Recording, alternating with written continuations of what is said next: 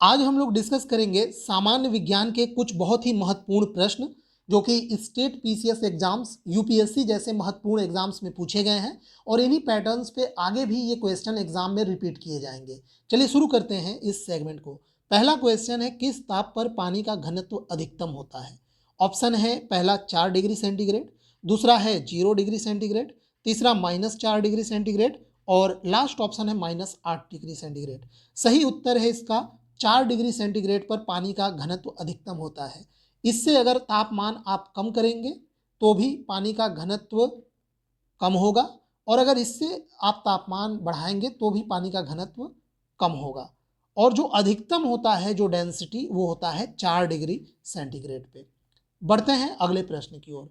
अगला प्रश्न है, पानी का आपेक्षिक घनत्व सर्वाधिक किस ताप पर होता है? सेम क्वेश्चन देखिए रिपीट किया गया है ये राजस्थान के एक एग्जाम में। तो ऑप्शन आप लोग जान गए हैं, 4 डिग्री सेंटीग्रेड पर पानी का घनत्व सबसे अधिक होता है। अब ये बहुत ही इंपॉर्टेंट फैक्ट है, जैसे ये क्वेश्चन पूछा जाता है वैसे एक क्वेश्चन इससे रिलेटेड आगे भी आएगा। चलिए वहीं पे आप लोगों को ये समझा देंगे। अगले प्रश्न की ओर बढ़ते हैं। अगला प्रश्न है, वस्तु की मात्रा बदलने पर अपरिवर्तित रहता है। तो जैसे मान लीजिए कोई भी वस्तु है, जैसे कोई तेल ले लीजिए, उस तेल का एक बर्तन में आप 1 लीटर लिए हैं और एक में आधा लीटर और एक में मान लीजिए मात्र 10 ml लिए हैं, मिलीग्राम। तो इसमें से कौन सा ऐसा क्वांटिटी है जो नहीं बदलेगा वस्तु की मात्रा बदलने पे? आयतन। आयतन बदल जाएगा, बड़े वाले पात्र का आयतन अधिक है, छोटे का कम। भार भी बदल जाएगा, द्रव्यमान भी बदल जाएगा, लेकिन जो वस्तु है उसका घनत्व नहीं बदलेगा। शर्त यही है कि तीनों पात्र में सेम ही मैटर होना चाहिए। जैसे अगर आप मिट्टी का तेल लेते हैं या सरसों का तेल लेते हैं तो तीनों बड़े पात्र चाहे छोटा पात्र हो, तीनों में वही होना चाहिए। तो ऐसे में घनत्व उसका बड़ा वही रहेगा तीनों में, लेकिन बाकी सब चीज़ें बदल जाएंगी। बढ़ते हैं अगले प्रश्न की ओर।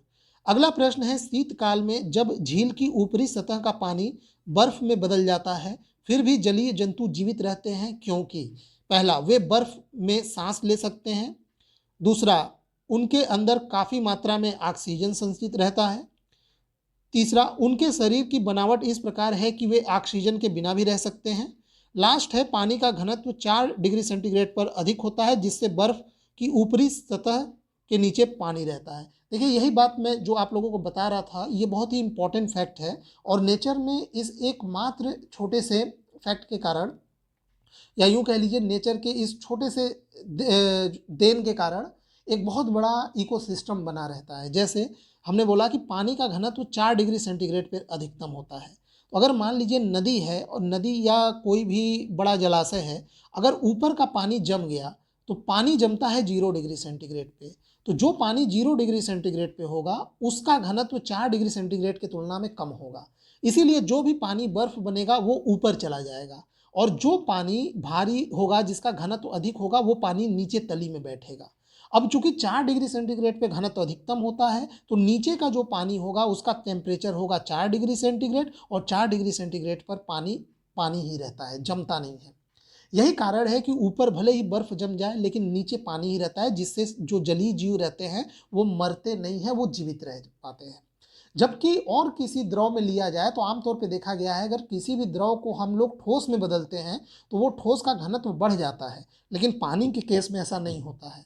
पानी का द्रव अवस्था में ही 4 डिग्री सेंटीग्रेड पे अधिकतम घनत्व होता है। अगर यह पानी ठोस में बदले 0 डिग्री सेंटीग्रेड पे तो उसका घनत्व बढ़ने के बजाय कम हो जाता है और इसी एकमात्र इस फैक्ट से पूरे जल का जो इकोसिस्टम है वो डिस्टर्ब नहीं होता।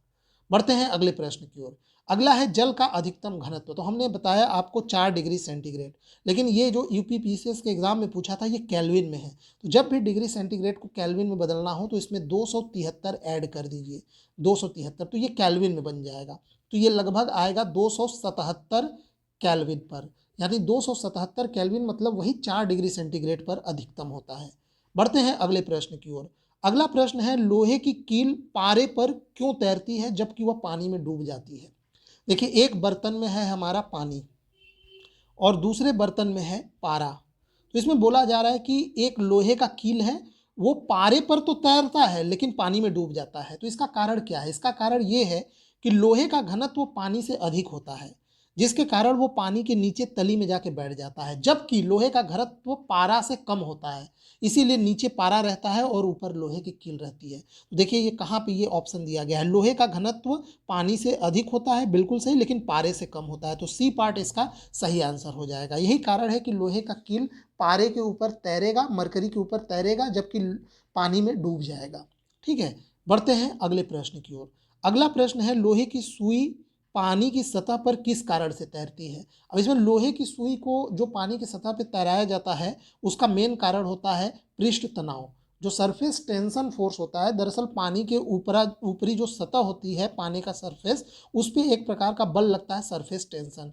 उसी सरफेस टेंशन बल के कारण वो जो सुई है वो ऊपर तैरती रहती है। बढ़ते हैं अगले प्रश्न की ओर। अगला प्रश्न है, मथने के पश्चात क्रीम का दूध से अलग हो जाने का क्या कारण है। तो वो अपकेंद्रीय बल।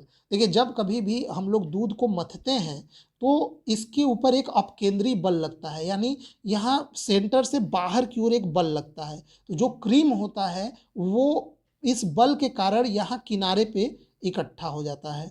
ठीक है, इसी अपकेंद्रीय बल के कारण यह क्रीम दूध से अलग हो जाता है।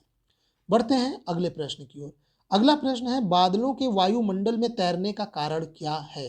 तो बादल जो है वो वायुमंडल में इसलिए तैरते हैं क्योंकि जब बादल वाष्प बनता है तो वो वाष्प जो छोटी छोटी पानी की बूंदें होती हैं वाष्प, उनका घनत्व के कारण, घनत्व कम होता है इसीलिए वो तैरते रहते हैं। इसका मेन कारण है घनत्व।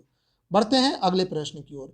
अगला प्रश्न है, समुद्र में प्लवन करते हुए आइसबर्ग का कितना भाग समुद्र सतह के ऊपर होता है।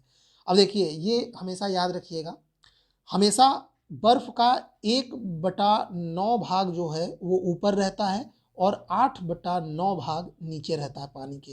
यानी अगर मान लीजिए कहीं पे बर्फ जमा हुआ है, ये मान लीजिए पानी का सतह है और ये बर्फ का मान लीजिए एक पहाड़ है, तो ये इस प्रकार से ये बर्फ का ज़्यादातर भाग पानी के नीचे रहता है। यानी अगर इस पूरे बर्फ को मैं 9 भागों में बांट दूं तो उस 9 भाग में से एक भाग ऊपर रहता है और बाकी 8 भाग पानी के नीचे रहता है। तो इसमें पूछा है कितना सतह के ऊपर रहता है, तो 1/9 भाग ऊपर रहता है। ठीक है, बढ़ते हैं अगले प्रश्न की ओर। प्रश्न है, पानी के एक ग्लास में एक बर्फ का टुकड़ा तैर रहा है। जब बर्फ पिघलती है तो पानी के स्तर पर क्या प्रभाव होगा। वह बढ़ेगा, कम होगा, उतना ही रहेगा, पहले बढ़ेगा फिर कम होगा। इसका सही आंसर है उतना ही होगा। ठीक है, अगर बर्फ पहले से ही पानी में तैर रहा है तो अगर वो बर्फ पिघल भी जाता है तो पानी के स्तर में कोई फर्क नहीं पड़ेगा। अभी अभी क्योंकि मैं आप लोगों को समझा रहा था कि देखिए हमेशा बर्फ जब भी पानी में तैरेगा, देखिए मान लीजिए ये पानी का सतह है, अब बर्फ जब भी तैरेगा उसका 8/9 भाग नीचे रहता है और 1/9 ऊपर रहता है, 1/9, और ये 8/9 नीचे रहता है। तो आप सोच रहे होंगे ये जो ऊपर वाला जितना है ये पिघलेगा तो उससे तो पानी का स्तर बढ़ना चाहिए ना। देखिए पानी का स्तर नहीं बढ़ेगा क्योंकि ये जो बर्फ होता है ना इसका घनत्व इस पानी के घनत्व से कम होता है, यानी आयतन अधिक होता है। तो जब ये पिघलेगा तो एक्चुअल में जो इसके घनत्व में एडजस्टमेंट होगा, जब ये बर्फ पानी में बदलेगा तो उसका घनत्व बढ़ेगा तो आयतन कम होगा, तो वो आयतन में जो कमी होगा ये ऊपर वाला बर्फ पिघल के उसको पूरा कर देता है। तो ओवरऑल पानी के जो लेयर्स है उसमें कोई फर्क नहीं पड़ेगा। बढ़ते हैं अगले प्रश्न की ओर। अगला प्रश्न है, समुद्र में नदी की अपेक्षा तैरना आसान होता है क्योंकि। देखिए समुद्र का जो जल होता है वो होता है खारा, और खारे जल का जो घनत्व होता है वो अधिक होता है। तो समुद्र के पानी का घनत्व नॉर्मल जो पानी होता है उससे अधिक होता है, इसीलिए उस पानी में तैरना आसान होता है। तो यही है कि इसमें समुद्री जल क्या होता है, भारी होता है, इसका घनत्व अधिक होता है। ठीक है, इसी कारण इसमें तैरना आसान होता है। बढ़ते हैं अगले प्रश्न की ओर। अगला प्रश्न है, कोई जहाज नदी के सागर में घुसता है तो क्योंकि समुद्र में, एक मिनट पिछला प्रश्न, सॉरी ये तो हो गया है। अब ये प्रश्न है, जब कोई जहाज नदी से सागर में जाता है, तो जब कोई नदी से सागर में जाएगा तो हमने बताया सागर का घनत्व क्या होता है, अधिक होता है उसका पानी। तो अब जो सागर है उसके पानी का घनत्व अधिक होता है तो वो अधिक उत्प्लावन बल लगाएगा। तो ऐसे में जैसे ही नदी से समुद्र में जहाज जाता है वो थोड़ा सा ऊपर उठ जाता है। तो यहाँ पे वह कुछ ऊपर उठता है, बिल्कुल सही। नीचे जाता है ये नहीं, उसी तली पर रहेगा, ये भी नहीं डूब जाता है ये, तो वह कुछ ऊपर उठ जाएगा। ठीक, तो इस प्रकार से ये हमने इन प्रश्नों को डिस्कस किया। उम्मीद करता हूँ आपको पसंद आया होगा। इसी तरह के क्वेश्चंस के लिए हमारे चैनल से जुड़ जाइए। वीडियो देखने के लिए आपका बहुत बहुत धन्यवाद।